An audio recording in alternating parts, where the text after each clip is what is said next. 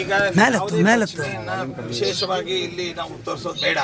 ಯಾಕೆ ಅಂತಂದ್ರೆ ಒಟ್ಟಿನಲ್ಲಿ ಸೌಹಾರ್ದಯುತವಾಗಿ ಇಲ್ಲಿಯ ಎಲ್ಲ ಸಮಸ್ಯೆಗಳನ್ನು ಕೂಡ ಪರಿಹಾರ ಮಾಡಿಕೊಳ್ಬೇಕು ಅನ್ನುವಂಥದ್ದು ಉಭಯ ಸ್ವಾಮಿಗಳ ಮತ್ತು ಮಠದ ಅಭಿಪ್ರಾಯವಾಗಿದೆ.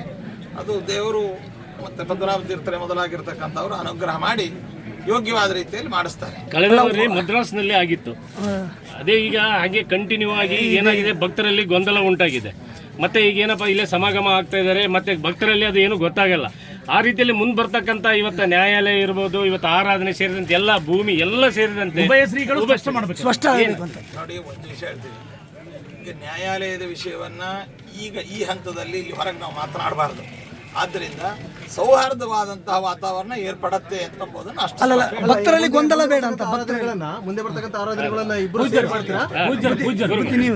ಅಭಿಪ್ರಾಯವೂ ಅಷ್ಟೇ ಇದೆ. ಎಲ್ಲ ಇವುಗಳನ್ನು ಒಂದು ಪ್ರೀತಿಯಿಂದ ನಾವು ಮಾತನಾಡಿ ಬಗೆಹರಿಸಿಕೊಳ್ಳುವ ಹಂತದಲ್ಲಿ ನಾವು ಸೇರ್ತಾ ಇದ್ದಿದ್ದು. ಅದು ಎಷ್ಟೋ ವರ್ಷಗಳ ವ್ಯಾಜ್ಯ ಆದದ್ದರಿಂದ ಸ್ವಲ್ಪ ಸಮಯ ತೆಗೆದುಕೊಳ್ಳುತ್ತೆ.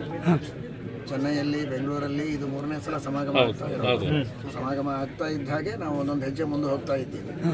ಅದು ಇದೀಗ ಶ್ರೀಗಳವರು ಹೇಳಿದ ಹಾಗೆ ಅದನ್ನು ಆದಷ್ಟು ಬೇಗ ನಿಮ್ಮೆಲ್ಲರಿಗೂ ಒಳ್ಳೆಯ ಸುದ್ದಿಯನ್ನು ತಿಳಿಸ್ತೀವಿ. ಸ್ವಲ್ಪ ಸಮಾಧಾನದಿಂದ ಎಲ್ಲ ಶ್ರೀಗಳು ಹೇಳಿದ್ರು, ಸನಾತನ ಹಿಂದೂ ಧರ್ಮದ ಅಪಾಯದ ಅಂಚಿರ್ತಕ್ಕಂಥ ಈ ಸಂದರ್ಭದಲ್ಲಿ ನಾವು ಅನಿವಾರ್ಯವಾಗಿ ಎಲ್ಲ ಒಂದಾಗಿ ಧರ್ಮ ರಕ್ಷಣೆ ಮಾಡಬೇಕು ಅಂತ ಅದೇ ಮಾತನ್ನೇ ನಾವು ಹೇಳ್ತಾ ಇದ್ದೀವಿ. ನಾವೆಲ್ಲರೂ ಒಂದಾಗಬೇಕು ಅನ್ನೋದೇ ನಮ್ಮೆಲ್ಲರ ಅಪೇಕ್ಷೆ.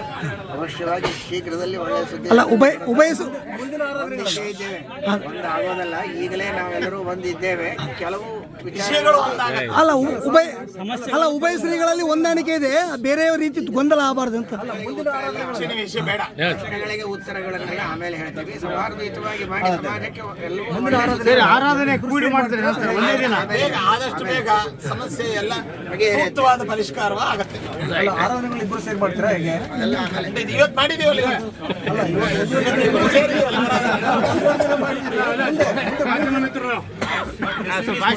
ಸ್ವಲ್ಪ ಎಲ್ಲ ವಿಡಿಯೋ ಕಳಿಸ್ಕೊಡ್ತೀವಿ.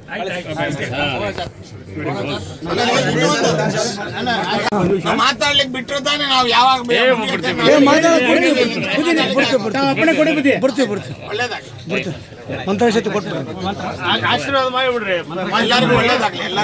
ಆಮೇಲೆ ಆಶೀರ್ವಾದ ಮಾಡಿಬಿಡ್ರಿ.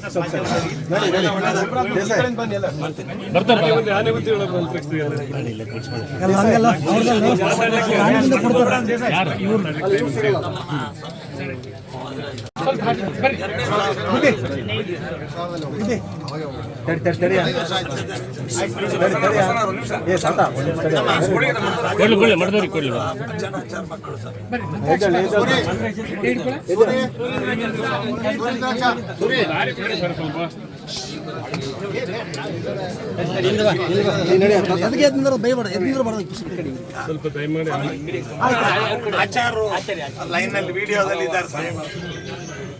ನೀವು ಇಲ್ಲಿಂದ ಚೆನ್ನಾಗಿದ್ದೀರಾ? ಆರೋಗ್ಯವಾಗಿದ್ದೀರಾ? ನೀವಿಲ್ಲಿ ಬರ್ತೀರಿ ಅನ್ಕೊಂಡಿದ್ವಿ. ಅಲ್ಲ, ನೀವು ಇಲ್ಲಿ ಬರ್ತೀರಿ ಅಂತ ಅನ್ಕೊಂಡಿದ್ರಂತೆ ಸ್ವಾಮಿಗಳು.